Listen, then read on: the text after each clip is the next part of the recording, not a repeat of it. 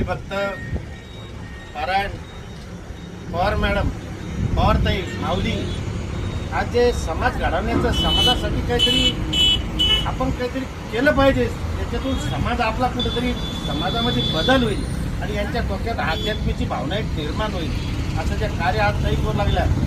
तर आपण सर्व आपल्या सगळ्या समाज बांधवाला, बहुजन समाजाच्या माणसाला माझी विनंती आहे, आज जे ताईने जे कार्य हाती घेतलेले यांना खरंच पांडुरंगाचं यश लाभेल.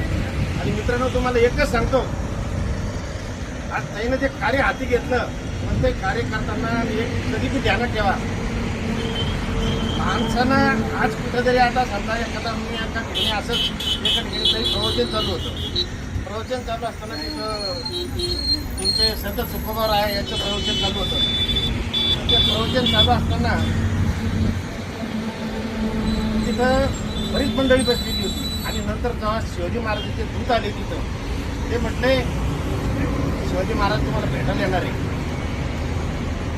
तर त्यांनी काय केलं, म्हणजे ठीक येऊ द्या, त्यांनी त्याचं दर्शन घेतलं. पूर्ण मंडळी ते राजेपद तुकोबारायचं ऐकत होते.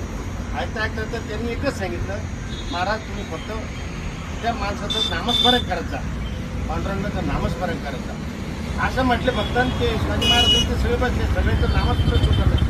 पण थोड्याच वेळात सहजते काढून सैन्य आलो, शिवाजी महाराज किधर गए, शिवाजी महाराज किधर गए सगळे म्हणू लागले. तर शेवटी बघा, हे जे तुम्ही ध्यान करता, पांडुरंगाचं चिंतन जे करता, किती ताकद आहे त्याच्यात.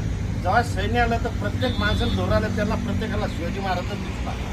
तर तिथं शिवाजी महाराज ॲक्च्युअल बसलेले असताना सुद्धा त्यांना दिसले नाही, कारण सगळे शिवाजी दिसायला लागले. मग हे शिवाजी महाराज म्हटल्यानंतर सैन्य प्रत्येकाला असं हलवून हिरून पाहायला लागले. तर शेवटी सैन्य निघून गेलं. नंतर परत शिवाजी महाराज उठले, तुकोबारायचं दर्शन घेतलं. ते म्हणजे फक्त ते पांडुरंगाचं नामस्मरण करतात म्हणजे याच्या म्हणजे मानलं तर आहे.